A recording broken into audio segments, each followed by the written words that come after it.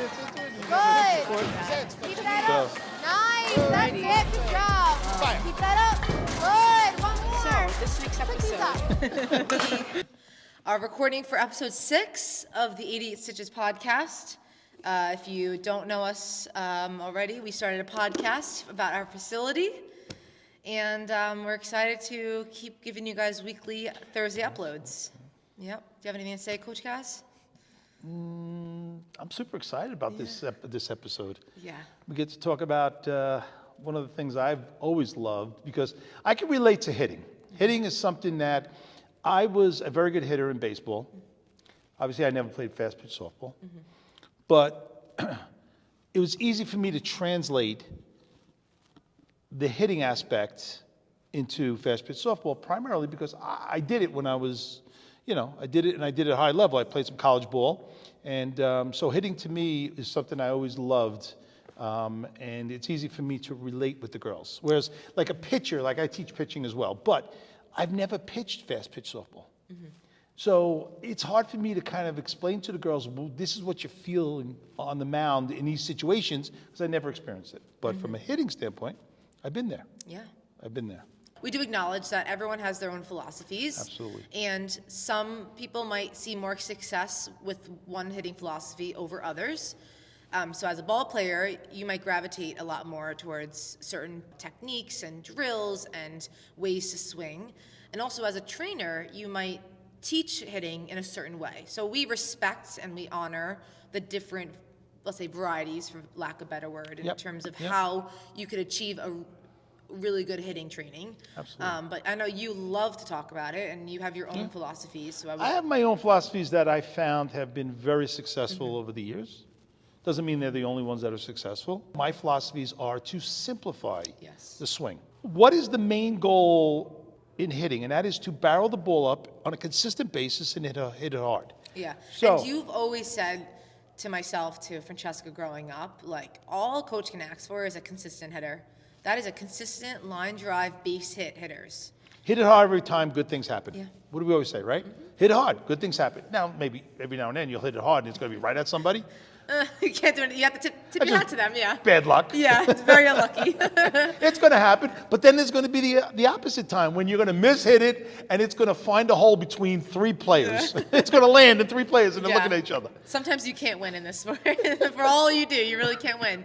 But if you keep hitting it hard, you will succeed and you will consistently get on base. That's without a doubt. Good things tend to happen when you consistently hit it hard. And as a coach, that's all I could ask for my hitters. Okay? Because as we talked about, hitting is predicated on failure. Oh, let's dive into that a bit more. Elaborate. Absolutely. You're going to fail more than you succeed. So first of all, parents, coaches out there, even players, please, and players, get this out of your head that you're going to be this 500, 600, 700 hitter. And every time you step in the batter's box, I'm getting a hit. And if I don't, the world came to an end. Understand that you're going to fail 7 out of 10 times. If you do that over a season, you're an all-star player. You do it over a career, you're in the Hall of Fame. That's crazy. It means you only get 3 hits out of 10 at-bats. Insane. And that's good. That's great. That's great. Yeah. 300 and above is very good. Yeah. Now, granted, at the younger levels, even the high school levels, we're all subjected to the official scorer. It's bound to happen, and let's be honest, high school inflates their numbers. Yeah. You hit a ball and it clearly goes through the legs, but you hit it hard, I'll give her a hit. Yeah. Okay, why? Because we're going to be at the end of the year trying to get her to be an all-county player. And I need to have stats in her. So that's why a lot of college coaches they're not going to ask you, tell me about your high school. How did you hit the ball? How did you play? How many girls did you strike out? Because they understand that it's subjective. It's subjective. It's subjective. So clear it out of your heads right now. Parents, coaches, players, you're not going to hit 600, 700. It ain't happening. You could obviously strive to be really good, really perfect with your swing, and you want to hit that. But reality is, you'll probably hit 350, 4. 400 is phenomenal. It really is. Yeah, there's some really cool stats online, things on like in certain accounts what hitters did. Okay. And this is all they do, Division I, Division II, Division III.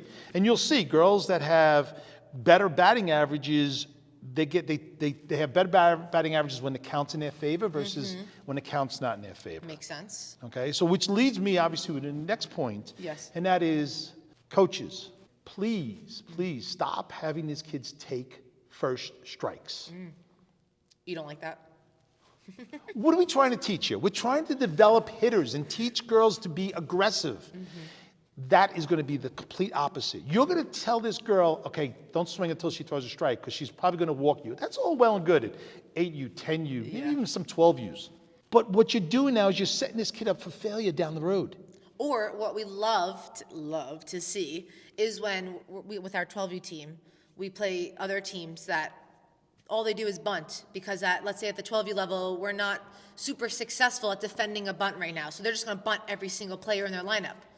Okay, that's great, and you win that game. You stack up a bunch of runs against us in that moment. But what is that doing for the player's long-term development and hitting? He wants me to bunt because I'm not a good hitter. Down the drain. Yeah. That hitter's abilities confidence goes down the drain. is done. Done. You know me, what do I tend to do all the time? 3-0 counts. What do I turn to the girls going, swing away? If you like that pitch, swing away. What's the best pitch you're going to get? Strike number 1. Yep. Or possibly 3-0. Yep. And I'm not thinking about winning this game. I'm thinking about what's going to be best for you as a hitter long term. What is going to create the best hitters? Because obviously, hitting again, it's the toughest thing to do in any sport. To be able to hit a softball or a baseball, for that matter, that's being thrown at various speeds, spinning in different movements, moving in different ways. You got fastballs, changeups. You got in softball, like I said, you got drop balls, curve balls, screw balls, ride balls. Balls moving everywhere. If I got you sitting there watching strike 1, now. 0-1. 0-1. Okay, great. Now you get the next pitch. It's a ball, but the umpire goes strike 2. Yeah, now. You haven't even swung the bat, and you're 0-2. And now you're almost handcuffed and you're at bat. You're like, and now I'm going in there like, oh no, I have 0-2. I have to swing at something, but I don't know if she has a rise ball, a changeup, an outside junk curveball, and now you're fishing for strike 3 and you're You're out. swinging at anything close and you're out. Yeah. Because what is a good pitcher going to do? They're going to expand the strike zone 0-2. They're not going to throw that ball that's going to be a perfect strike or a strike that's even close to the corners. They're going to maybe go an inch or 2 off the corners and make you reach for it, right? And honestly, if you think about it, it makes sense. When you have an account in your favor, you're looser up there. Your mind is like free of like negative thoughts. You're thinking, ooh, 1-0, 2-0, I'm in a good spot. You're going, if you're thinking to yourself, I'm in a good spot, you're going to have more successful outcomes. Absolutely. If you're down an account, you tense up, negative thoughts start to creep in, you start fishing for junk. You're swinging defensively. Swinging defensively. You're not swinging freely, that's for sure. Right. It makes sense. So please, coaches out there, teach your kids to be aggressive. Have them looking strike 1 and swing that bat.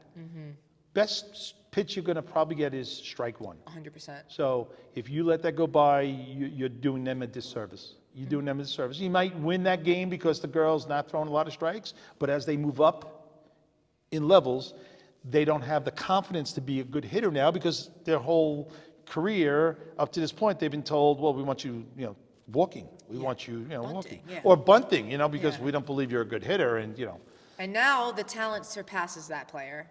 Yes. Everyone rises above where that player's skill set ends up being. Absolutely. So please, encourage hitters. Yes. Please, 3-0.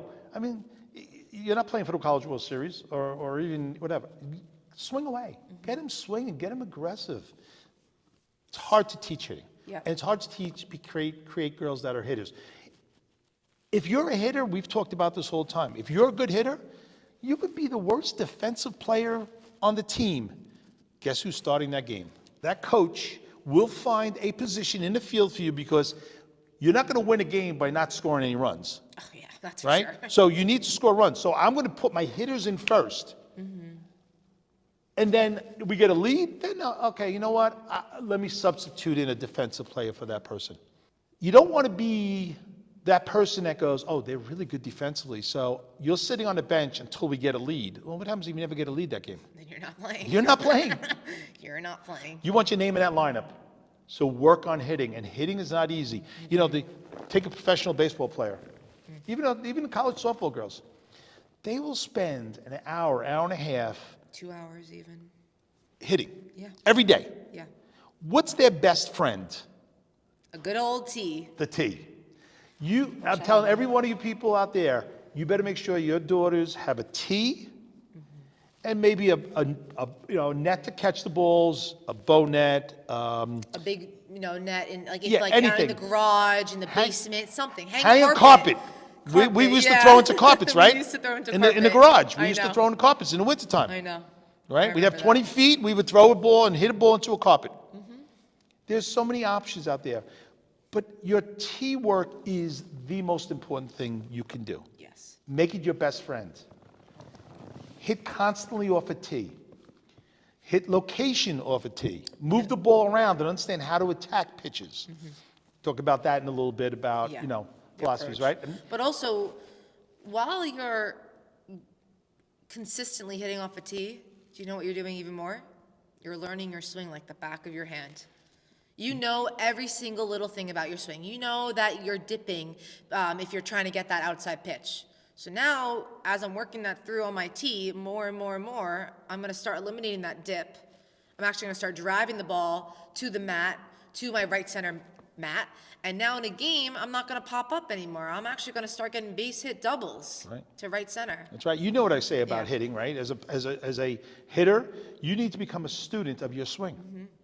You need to understand every aspect of that swing so that in a game, Yes.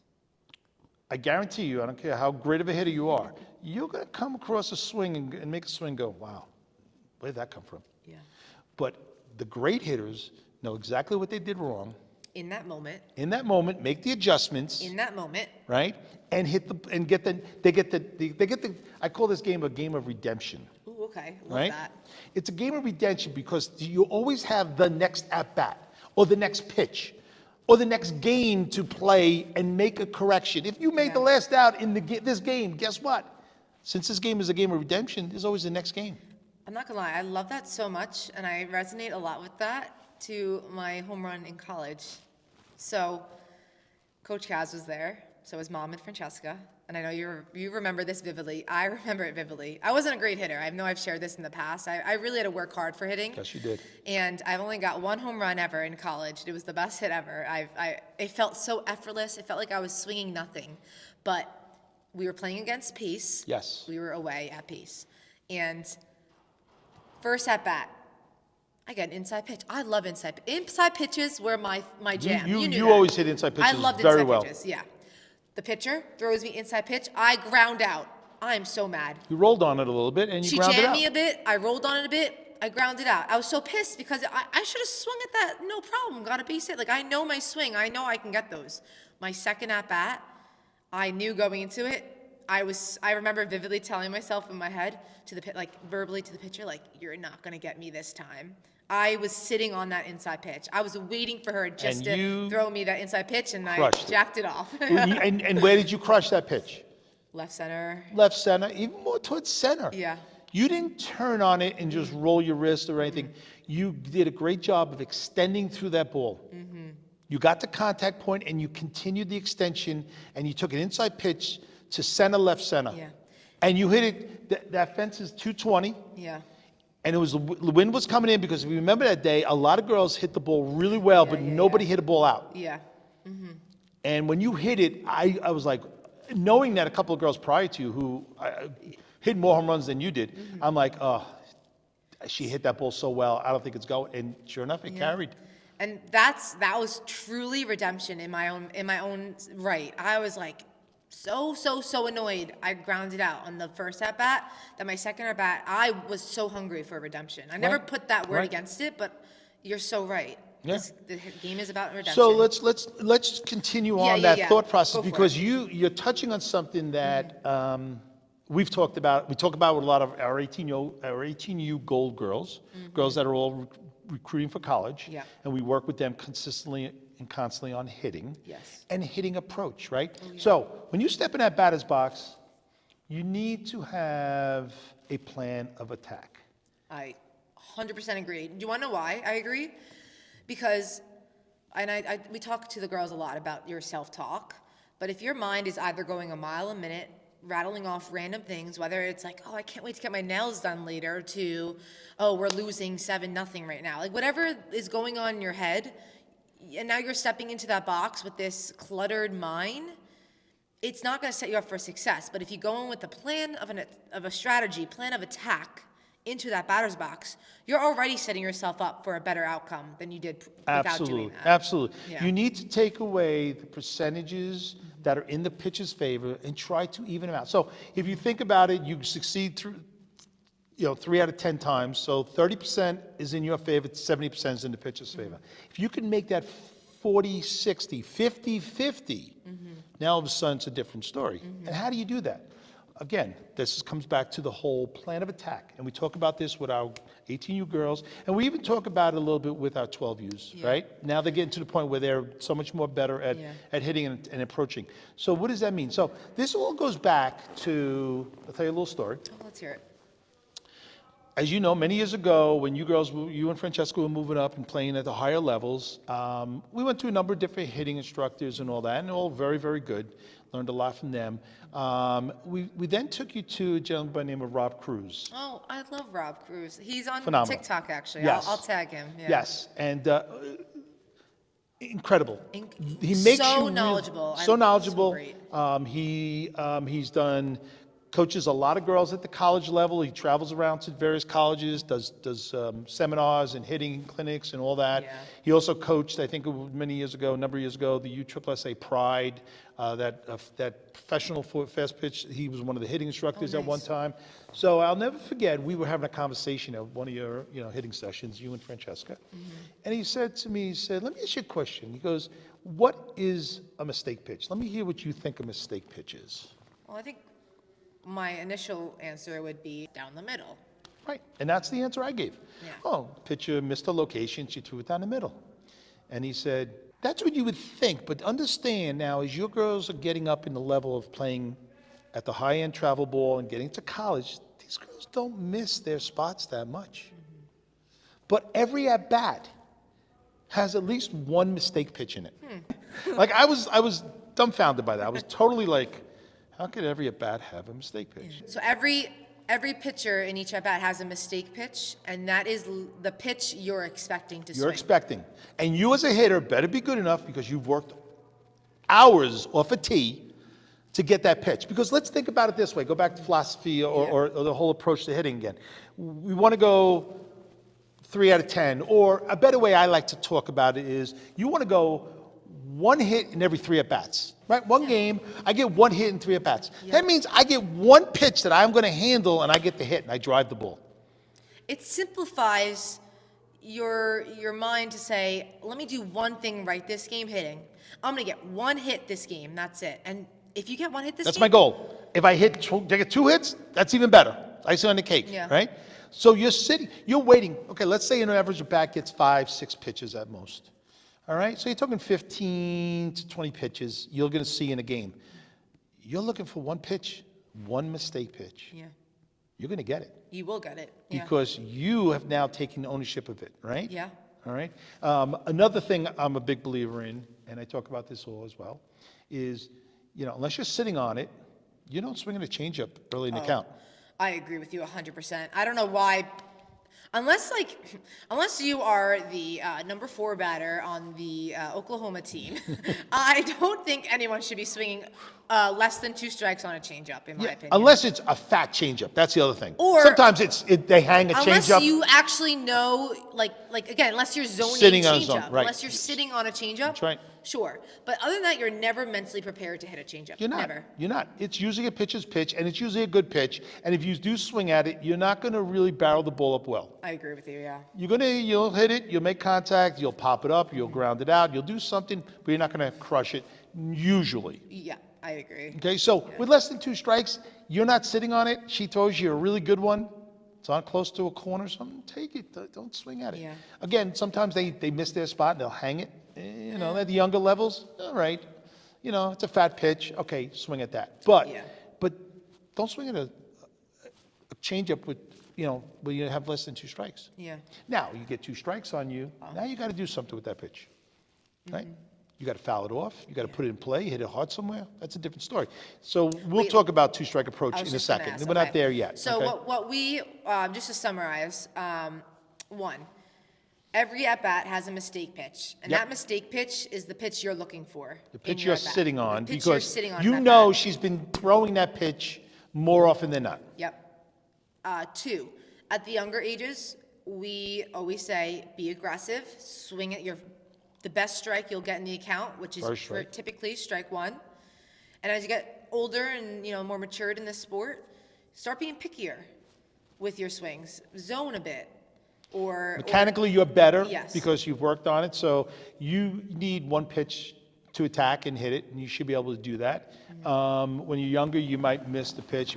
Your timing might be off. And that's the other reason why I want you swinging early too, because if you don't swing early in the count and you don't get to swing the bat, you're not timing her up. You might swing at the pitch, foul it off. Or you might swing at that pitch, miss it. The next strike you swing at, you foul it off. Next strike you swing, foul it off. Next strike. I used to, as both as a hitter and a pitcher when I was younger, I used to feel so confident after I fouled off a number of pitches because I'm like, all right, I'm timing this girl. I'm timing this guy. I'm starting to feel like I'm on this ball. Yeah, it actually builds up some self-confidence a bit. Absolutely. So swinging the bat and fouling it off is a great thing because you start to sit on. Now, conversely, when I pitched, I used to hate it when they started fouling. I throw a great curveball and they foul it off. I'm like, damn, you started to tie me up now. You know, I throw a couple of pitches and I hit my spots and they foul it off, foul it off, foul it off. More often than not, they hit the ball hard after that. Yeah, I hear you. So aggressive early in the count and aggressive as you get older, selective to the pitch you want to swing at. Yeah, because that's the pitch you've trained your best and you're most successful at swinging at. That's the pitch you're most prepared to swing at. Yep. This is all to say when you don't have 2 strikes. Yeah, so then now what we do, we talk a lot about 2 strikes, right? When we're in 2 strikes, we have a philosophy, right? And we talk about this quite often with the girls, right? So I'll literally say, okay, so-and-so, you know, 1 ball, 2 strikes, 2-strike approach. Yep. Everybody should have a 2-strike approach. So our 2-strike approach is you look in, you're looking in. You're self-talking to yourself, in. It's inside, get those hands through. Because you're mentally there. You're mentally ready, you're there. You're not going to get caught and freeze up and lock up. Now, she throws outside. Or she throws your changeup. You have that fraction of a second longer to make that adjustment. Yeah. You're inside. Ooh, outside. Outside, wait on it, go with it. Yeah. So now you're prepared for both. Right. So it's a little more defensive. You're not as aggressive, but you should never be in a position where you watch strike 3. That is the biggest softball sin. If you look at strike 3, I would rather you go down swinging than not swing at all. Yes. Well, swinging at strikes. That's fair. Okay, totally fair. Swinging but coach, I swung at it. It was over your head. The catcher didn't even catch it. But I swung. Totally fair. No. Little asterisk against swinging strike 3. Yeah. So that's what I would call my 2-strike approach. And I'll remind the girls when I'm at third base coaching a lot of times, I'm like, hey, you know, 1-2 count, 2-2 count. Hey, 2-strike approach. Yeah. Right? Or what's the other thing we do? We do a drill a lot with the girls called the 1-pitch contest. Yeah. Right? And honestly, it doesn't even, I know we do a lot with younger girls, but it's a great drill with the older girls. It absolutely is. And what is the 1-pitch contest? Gets you in that mindset. Gets you in that mindset. Yeah. Okay, here I go. I got 2 strikes on me, okay? And we're in a 1-pitch contest. So we have the girls line up and we funnel them in 1 pitch after the next. Right. And if it's anywhere near that strike zone, you got to foul it off. If you get tossed that 1 pitch and it's a strike, you better swing. You better swing and foul it off. Off. If you swing and miss, you're out of the competition. If you don't swing at all, you don't and it was a strike, right? You're out. If you don't swing at all and a strike, you're out. Mm-hmm. You can take the pitch, which could be ball 3, ball 4, right? Or you put the ball in play, hit it hard somewhere. Yeah. Right? And the drill we tend to do is we start out with the first time we throw the ball, you got to foul it off. Yeah. Second time through the order, it's got to be a fair ball. Third time through, it's got to be a hard hit. Fourth time through, it's got to be what would clearly be a base hit, not just a hard hit ball, and not a ground ball to short that would be thrown out, but a base hit, line drive base hit, and then you whittle it down to the winner. Yeah.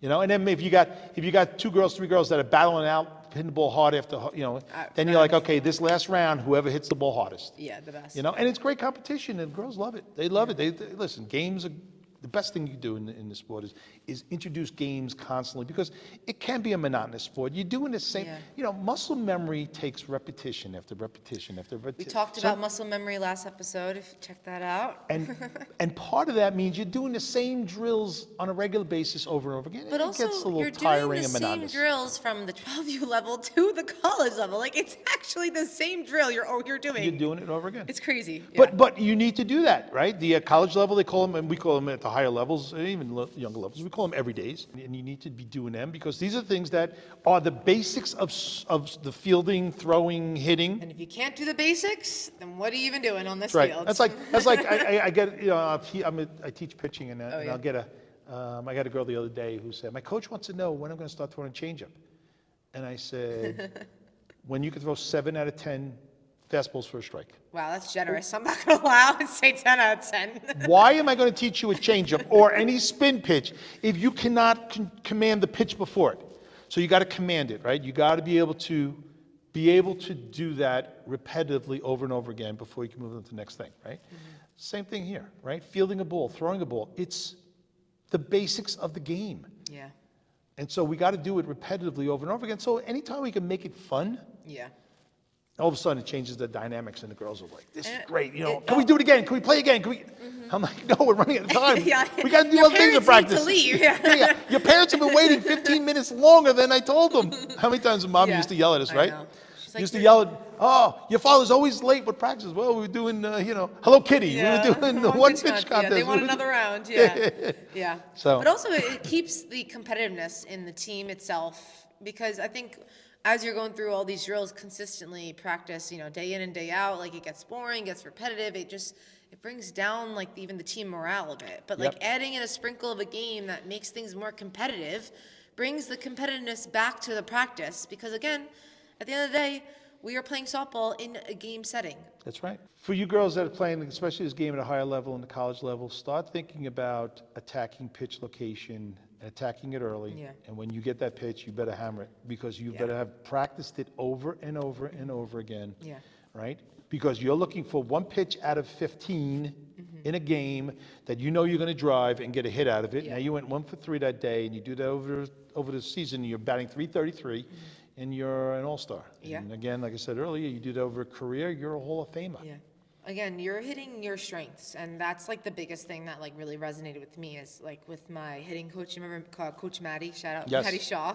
Yes. She was in stellar D1 athlete at Fordham for softball, and then she came to be a graduate assistant coach at my team for college. And she introduced a lot of really great mental approaches when it came to hitting. So zoning was one of them. Yep. And that's really playing on your strengths. When you have less than 2 strikes, if you love the inside pitch, only swing at inside pitches until you have 2 strikes. And I'm like, right. You're so right, Maddie. Why have I been fishing for this outside pitch and rolling my wrists or getting weak ground balls to the right side when I know I could hit an inside pitch much better? That's right. So I agree. As you get older and more developed in the sport, learn your strengths, tend to your strengths. And I know we're talking about hitting, but even today at practice with the winter training session, and we took the first basemans over to do their stuff. I shared with them, like, with picks in the dirt and scoops, I learned my strength was a backhand scoop. 9 times out of 10, I forced every scoop to be backhand because that was my strength. Right. That's how I became so successful. So again, leverage any aspect you can, hitting, fielding, pitching, catching, running. Yep. Lean into your strengths. So you knew 100%. your strength was that, and so you were more confident in that, Yes. which meant you're going to execute it better. Yes. Right. Because you're not second guessing yourself. That's right.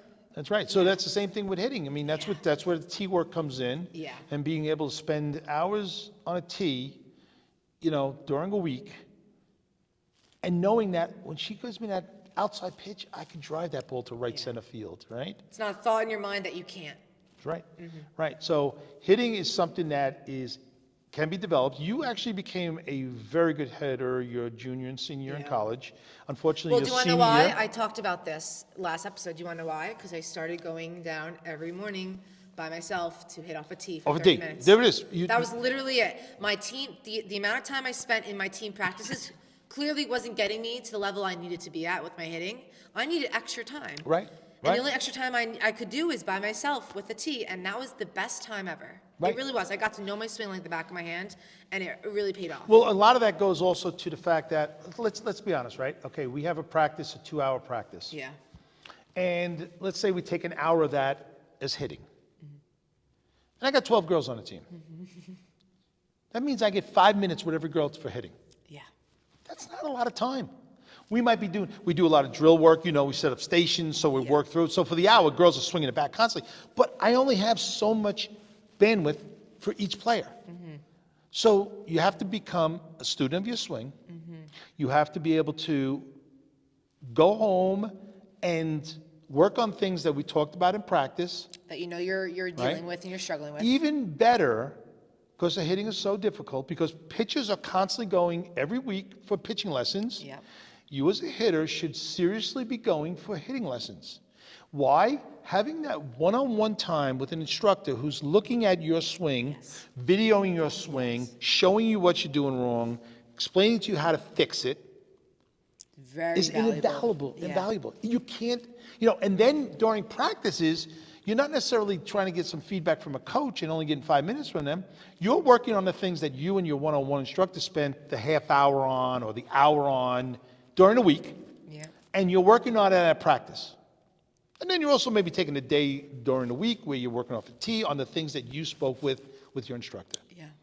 Hitting doesn't come just by you going down to the field and taking some swings and getting some, live pitching. It takes repetition over and over and over again. And the best hitters are the ones that are, they used to talk about basketball, the gym rats. You're the gym rat for hitting.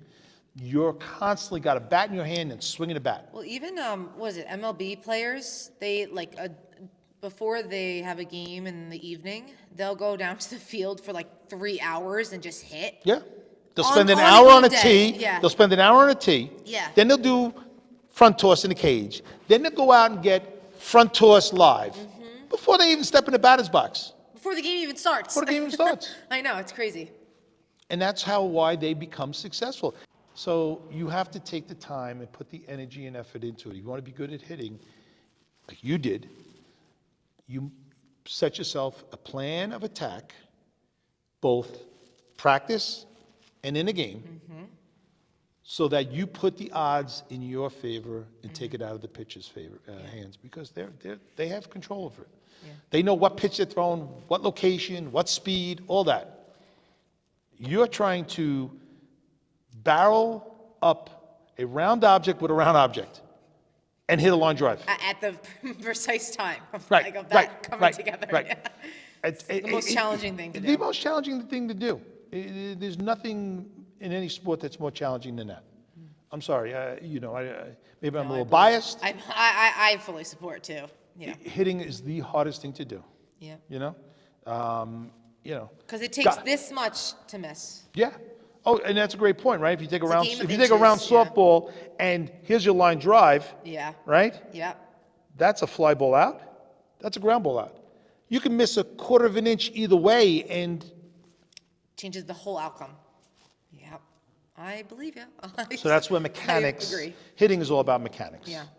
And you got to Let's- work your mechanics, right? Let's talk mechanics. Yes. What do you preach day in and day out with your Okay. hitting mechanics? So, as you know, I talked about being very simplistic in your approach, right? So one of the things we're big believers in is a heel down approach to hitting. We go, if you stride, where you stride to, that's where you start from. So a nice wide stance. And on the pitcher's motion, we load our weight to our back leg, our hands come back, and we lift our front heel slightly off the ground, right? So now we're in a position, a trigger position. We're ready to fire out the hands after the pitch is released, so we see location and we know where we're going to attack it. And when you say trigger, think of pulling a rubber band back. I use That's what you're creating this tension, this whip, this Yes. trigger to snap forward. That's exactly correct. By you pulling those hands back, and I'm not talking about getting to an arm bar. We don't want that arm to lock out. We want to be bent in the elbow. We want to be short to contact, long through contact, and finish, right?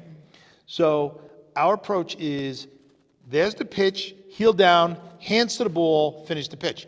It works great because, especially with fast pitch softball, because you can now adjust based on location of pitch very quickly, as well as speed.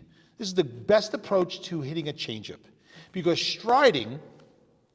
sometimes striding causes you to be off balance, off time.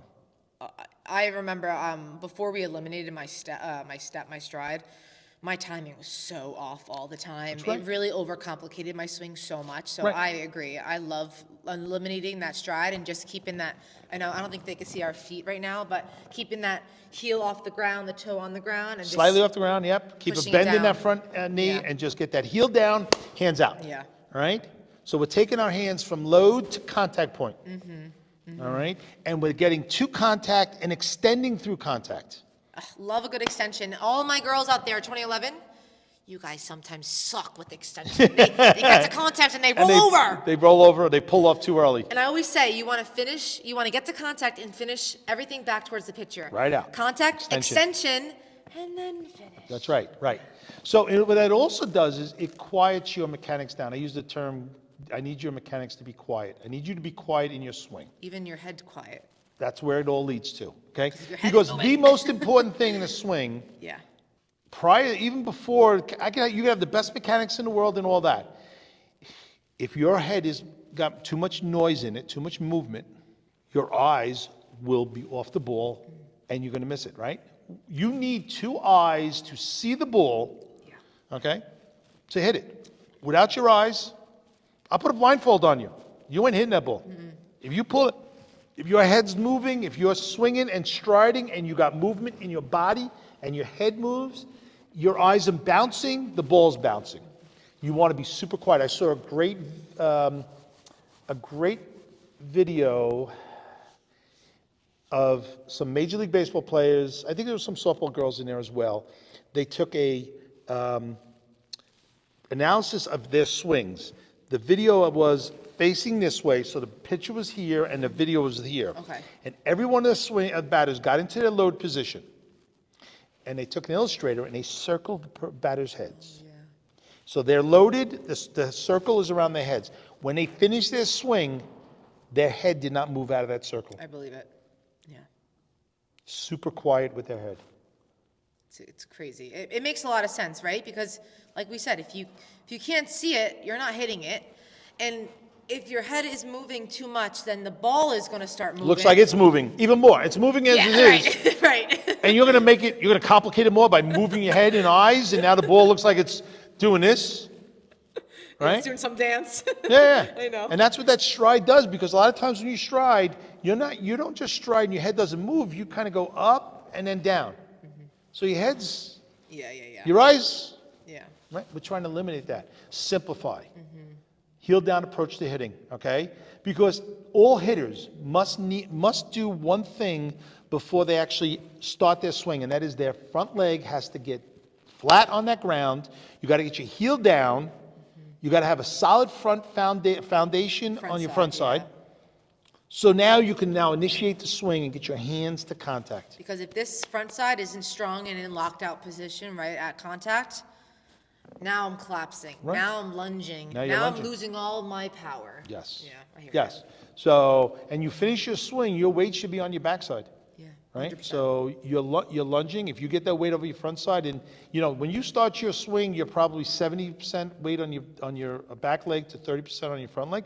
When you finish your swing, you're going to be 70% on your back leg to your 30% here, because that front leg creates resistance against you, which allows your hands to go faster, to move faster, What a concept. and get your hands out early. Yeah. Right? If we are swinging and we're throwing our body first, well, what are our hands not doing? Lagging. They're not moving. They're lagging They're and lagging. dragging. Yeah. Right? Yeah. Right? They're you're going to drag the bat through the zone. Yeah. Which Okay? does Which nothing you don't for want to us. drag the bat through the zone. You want to extend that bat through the zone, make contact with the bat out front, and finish. And again, contact, extension, then finish. We don't get to contact and go to finish, right? We're going to roll on it. We're going to hit weak ground balls. We're going to miss-hit the ball. Yep. Right? So again, a lot of extension. We do a lot of extension drills. We go to bat point. How many drills do we have that we just go bat point? And bat points, boom. Just point that bat to the pitcher. You're not Get those finishing. hands out. Get those hands out. Yeah, at least half of our drills. Yeah, because without that, you're going to miss-hit the ball. You're not going to hit the ball hard unless you get to extension. Yeah. You could actually, I mean, this might be a hot take, but if you, in a game, get to bat point every time and just stop there in a game, I think you could hit line drive base hits all day long. I'll give you one step Okay, further. I okay. saw a girl in college. I swear to God. Oh, yeah? I watched this girl. She actually she literally took a swing to bat point, And that was her swing? and she hit it over the fence. Because let's be honest, once you get to bat point, the ball has exited the bat. Yeah, that's true. So this Okay. is just like excess. So this is just the follow-through Yeah, component, yeah, right? yeah, As your right. hands get over your backside, Yeah. it's the follow-through Never thought component. about that. Okay. But she was able to, and in softball, we're talking fences that are 200 down the line to 220 in center field in college level, right? With the technology in these bats today, Oh, yeah. the speed of that pitcher, you barrel that ball up, that doesn't require you. And if you hit the ball properly, you're catching the bottom half of the ball, you're putting a rise ball spin on that ball's just going to go Yeah. and sail over fences, Yeah. right? So you're looking to hit bottom third of that ball. I say bottom half, and you're trying to put a rise ball spin. Ball coming off the bat this way. That's what you're really working at the college level. That's what you're working Yeah, on. I would say that's actually like That's the home, real that's advanced. like what like the home run four batter mentality is Right. at the advanced levels. It's actually you're hitting just the bottom half, like you said, Yeah, the yeah. ball. And with the rise ball spin, you're coming under it and you're making this backspin. So if I'm hitting it here, I'm also creating the same backspin. Right.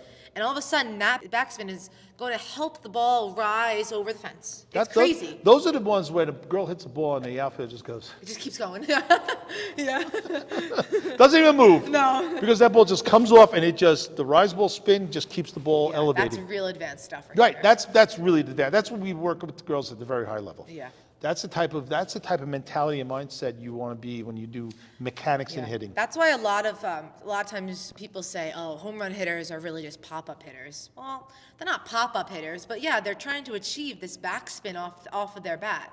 Yep. So it's gonna look like a pop-up if they mishit it. Yeah, or sometimes you hear the term rising line drive. Yeah. It's a rising line drive, and Right. that's whenever it could be baseball, it could be softball. Rising line drive is when you hit the bottom half of the ball and the ball's got a backspin because it rises. Yeah, yeah, yeah. And that's the idea. That is probably the best, scenario in hitting a ball. Mm-hmm. That's what you ultimately strive for as a hitter. Yeah, yeah, yeah. At the high levels, that's what you're trying to do, and hit it hard like that, right? So those are the type of things that you really want to work on as far as a hitter. You could advance. There's always things you could work on, right? Always things. Always What's your things. weakest point? What is the weakest thing? What do you feel the least confident about? Even if it's the tiniest bit.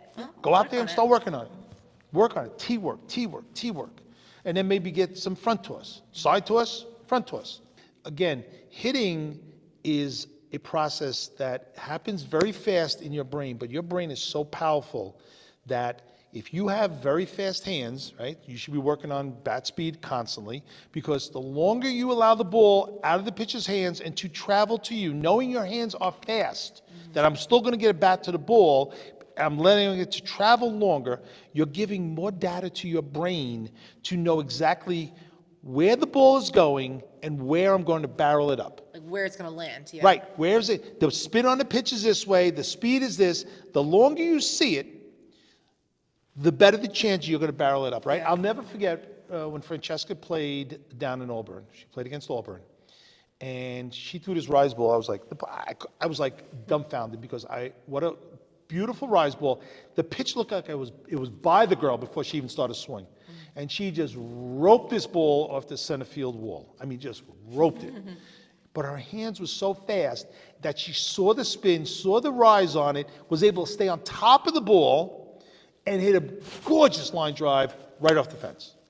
And Again, that Auburn, was top that was D1, almost yeah. that was an enlightenment moment for me to go, that's where fast hands allow you as a hitter to be able to see the ball longer, knowing your hands could still get you back to the ball, and The more you see the ball, the longer you see the ball, the more you see spin and location better. You know exactly where you're going to barrel it up, how you're going to barrel it up, and then you attack that pitch. Yeah, I love that. Yeah. So a lot of the drills we work on, there's a lot of drills we work on with the girls, both at the 12U and up to throughout the whole organization, 18U. We do a lot of bat speed drills. Yes. A lot of bat speed drills. I use weighted bats a lot. I use weighted gloves. I use, we'll do rapid fire swings. Yeah. Get the girls. You got to train to be faster.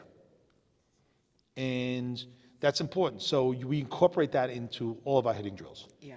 Constantly, all our hitting sessions. And it's even like the justification, Justification, yeah. or I don't know what word I'm looking for. Francesca needs to fact check me here.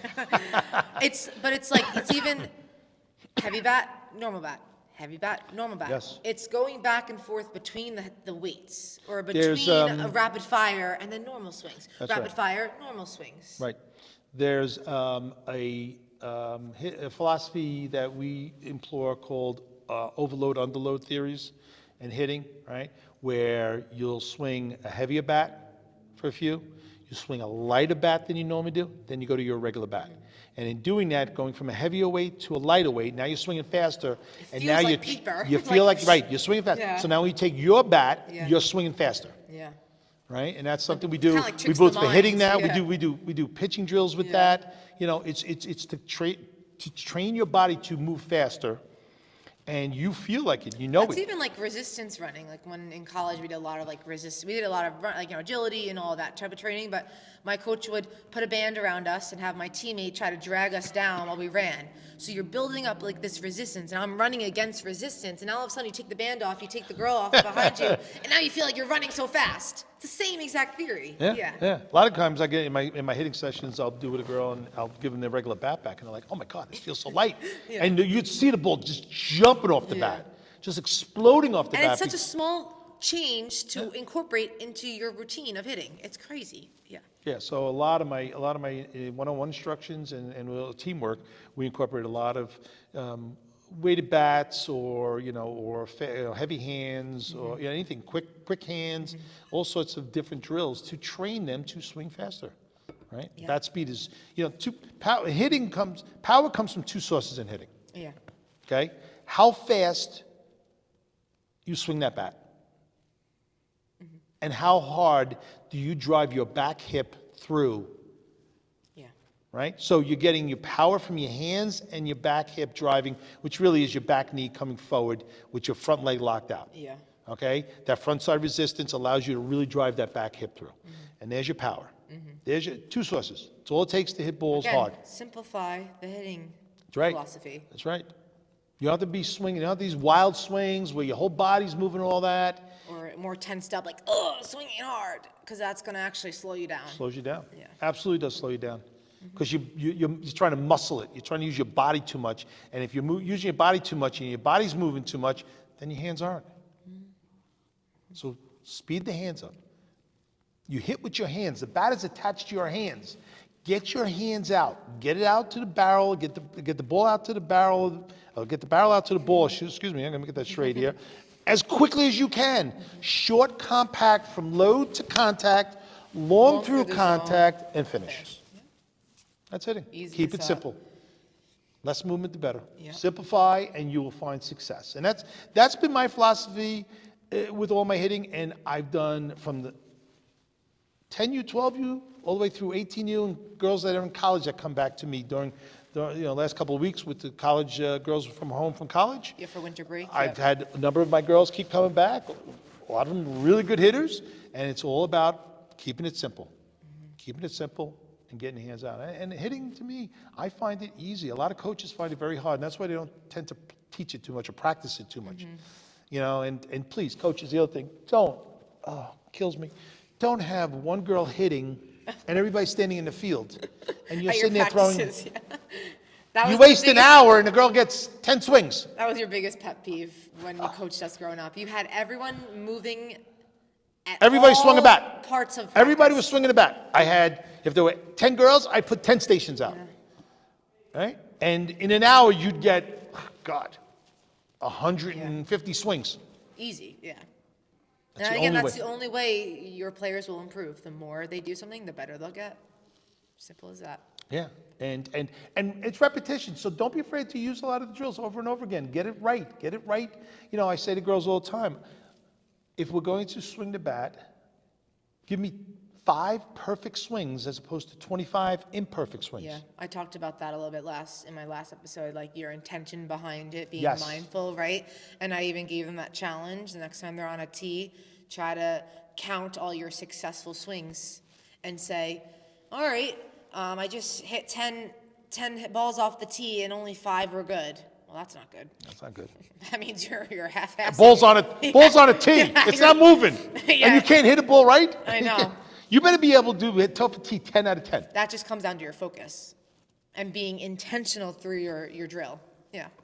You want to get good at hitting balls being moved. You should be able to got to be good at hitting a ball on a tee first, right? That's the simplest thing to hit. It's on a tee, so it's not moving. So your muscle memory and mechanics need to be exactly the same over and over again for you to hit this ball straight. So, softball, the ball's moving. First, get good at hitting a ball off a tee properly. Yeah. Every time, 10 out of 10, like you said. And if you don't, it's most likely it's because your focus wasn't there. Yeah. And you were just swinging the bat for the sake of swinging the bat. You know, so, but yeah, hitting, love it. Love it. I hope you guys learned something from us. I would think they learned a little bit from us today. Hope you enjoyed this Yeah. conversation. I love this. I love hitting. I'm sure we'll continue the hitting conversation, no doubt. There's so much we can get into, so much of like details. I know we like just hit like the surface of it all. Yeah, we touched on a lot of things, but in the future, we'll, you know, we're gonna get you to get some other guests on. Oh yeah, no Yeah. worries. Yeah, Yeah, you'll and, eventually get back on. some other good, yeah, whenever, you know. Yeah. But anytime you want to talk about any of this stuff, anything softball related, I love it. Thanks again for coming on. Loving it. Loving it. And we'll see you guys next week at another episode. So long and over and out.